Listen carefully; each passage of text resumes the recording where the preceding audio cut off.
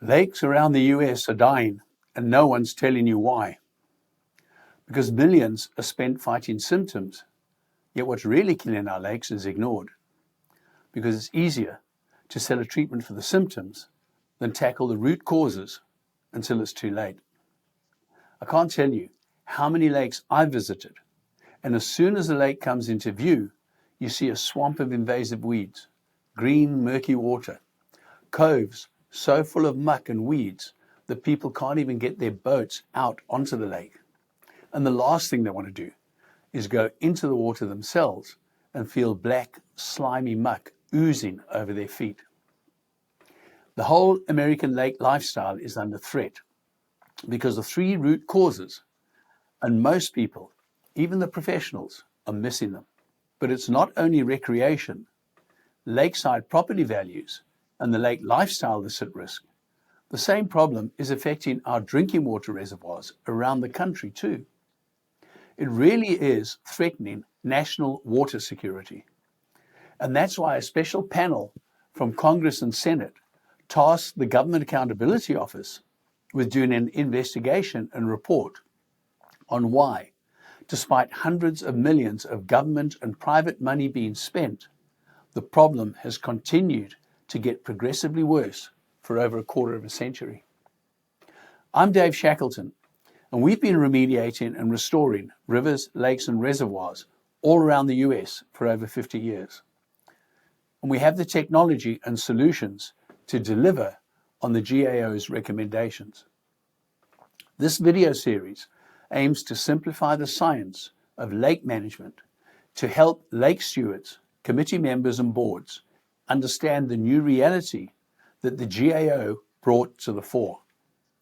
So in this video, we're going to dig into the three root causes that the GAO identified to understand how that changes lake and reservoir management going forward. And stick with me, because at the end, I'll bust the three most common myths about lake management. But first, root causes.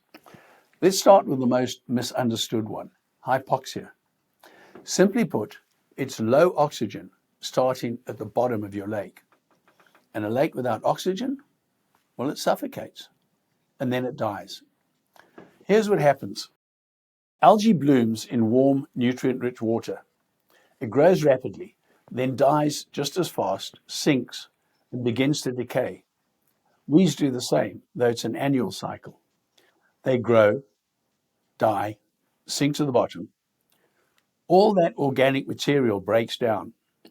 It uses up the oxygen in the lower layers of the lake, sucking oxygen out of the water faster than it can be replaced, especially deeper down. When oxygen levels drop too low, the entire food chain begins to unravel. That's important because tiny animals called zooplankton, which feed on algae and help keep the water clear, can't survive without oxygen. They die off and disappear. Without them, algae can grow unchecked. Fish feed on zooplankton, so they suffer too. On top of that, they become all cramped up into the upper portions of the water, because without oxygen down there, that's the only oxygen for them to survive. Here's a bathymetric scan of a lake that is about 40 feet deep. As you can see from the sonar scan, all the fish are clustered up here. So it was no surprise when we measured dissolved oxygen levels to find that the lake was hypoxic below 15 feet. I'll come back to this a little later. The second root cause is sediment nutrient recycling. Even if every bit of nutrient runoff from outside the lake stopped tomorrow, your lake couldn't heal and restore itself. Why? Because the real threat is already in the lake. Decades of dead algae, leaves, and debris have been settling to the bottom and decomposing into a thick layer of muck. By the time you notice it on the shoreline, it's way thicker in the deeper parts. That muck is loaded with nutrients. That sediment nutrient stockpile is like compost at the bottom of your lake.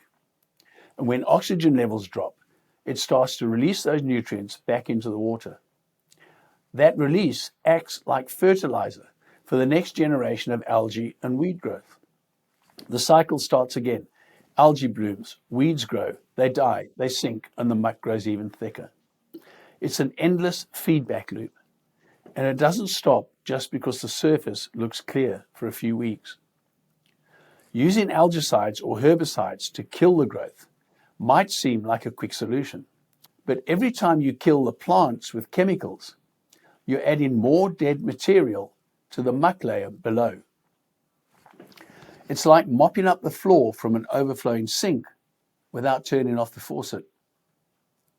Worse, every time you use algaecides or herbicides, it's like opening that faucet a little more. You're not solving the problem, you're feeding it. Root cause 3 is phytoplankton imbalance. This is the most dangerous and the stealthiest, so it's the easiest to miss because it starts with a subtle shift in the microscopic balance at the very foundation level of your lake's food chain. Healthy lakes have a variety of phytoplankton, including beneficial algae that support zooplankton, small fish, and the entire aquatic ecosystem and food web. But when oxygen drops and nutrients surge, this balance breaks, and that's when cyanobacteria, also known as toxic blue-green algae, make their move. Cyanobacteria are opportunistic. They have several competitive advantages. They dive to the bottom to absorb nutrients from the sediment, then float back to the surface to soak up sunlight. They outcompete the good algae, which can't move vertically like that. Eventually, they thrive so much from their secret nutrient stash at the bottom of the lake that they form thick surface scum that looks like green paint or pea soup, and they release toxins, which are extremely dangerous to wildlife, pets, and people. These blooms can kill fish and pets, contaminate drinking water, and force lake closures for weeks or even entire summers. Recreation stops, property values drop, and the lake you once enjoyed becomes a public health hazard. This isn't just ugly, it's dangerous. And unless you stop the underlying causes, hypoxia, nutrient recycling, and the phytoplankton imbalance, the cycle deepens, the noose tightens, and your lake edges closer to collapse. So let's bust 3 common myths we hear all the time. Myth number 1, we're still catching fish, so oxygen must be fine. That's something I've heard so often from fishermen when the evidence is on display before their eyes on their fish finders, but they don't realize what they're seeing. If you're only catching fish in the upper portions of the lake and there's none in the deeper water, it's a red flag. Fish are being pushed into the upper portions because there's no oxygen below. They're not thriving, they're barely surviving. It's called hypoxia, a dead zone at the bottom of your lake, and it's the first stage of lake collapse. You saw in that sonar scan that I showed earlier, all the fish are clumped up near the surface, where there's some oxygen in the water. I'll come back to this in a minute. Myth number 2, the nutrients are coming from the watershed, so there's nothing we can do. False. Even if you blocked every bit of runoff from outside your lake, the problem would still remain. Why? Because the organic sediment inside your lake is a self-sustaining nutrient supply.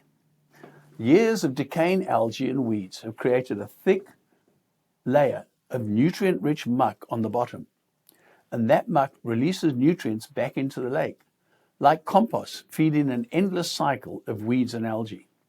Your lake is fertilizing itself over and over. Myth number 3, we don't see algae, so the lake must be fine. I can't tell you how many lakes I've been to where they thought this, and then wham. If your lake management plan includes any kind of algaecide, then scientific research shows that you are actually helping toxic cyanobacteria take over. Why? Because algaecides kill beneficial algae more effectively than they kill cyanobacteria. And over time, cyanobacteria develop resistance to algaecides. They come back stronger, dominate the ecosystem, release toxins, and that can shut down your entire lake. And I've already explained what happens to all the dead algae. It dies, sinks, decomposes to cause more hypoxia, and adds to the sediment nutrient stockpile that feed toxic cyanobacteria. And don't just take my word for it. The Government Accountability Office did a 2-year study into why American lakes keep getting worse year after year, and they said exactly the same thing. Use the link below to find out more. No algae doesn't mean no problem. It may mean the worst kind of problem is just around the corner. Here's the good news. You can fix your lake, but only if you stop chasing symptoms and start tackling the root causes. That means you have to do 3 things. Eliminate hypoxia completely. Low oxygen levels must be eliminated from the entire lake, from top to bottom, not just the surface. Our radar technology has been proven to fully oxygenate the water column from top to bottom, creating a healthy, stable environment for fish and beneficial organisms. 2, stop nutrient recycling at the source. Continuous oxygenation suppresses nutrient release from the muck, and with biological enzyme augmentation, the organic sediment is broken down, turning muck into manageable matter and safely removing it through biodredging. 3, restore balance to the base of the food chain. Cyanobacteria thrive when there's hypoxia and sediment nutrient recycling, throwing the whole balance of the aquatic ecosystem out. We restore that balance biologically by eliminating hypoxia and muck and supporting competition to cyanobacteria and the natural recovery of beneficial algae and zooplankton. No harsh chemicals, no short-term symptomatic band-aids, just science working with nature. This isn't a quick fix, but it's a long-term, permanent, self-sustaining recovery. Here's that sonar scan with all the fish clustered up near the surface, because the lake was hypoxic below 15 feet. That was before we installed a radar system to reoxygenate the lake and begin restoring it. Here's the same lake 2 years after we'd installed a radar system. Look how many fish there are, and look how deep they are in the water. We've restored lakes in over 40 states, from backyard ponds to drinking water reservoirs, each one overwhelmed by weeds, muck, and toxic blooms. Not with surface treatments, but by fixing the root causes. The result? They didn't just get better, they stayed better. It's time to stop treating symptoms and start tackling the real problems. You can download our free Simplify the Science ebook using the link below to learn more about the science of lake restoration. If you found this video useful, hit subscribe so you'll be notified when the next video on what actions you need to take to tackle the root causes of the problems in your lake.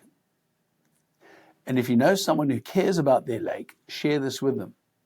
Let's stop the cycle, bring our lakes back to life, and save that precious lake lifestyle.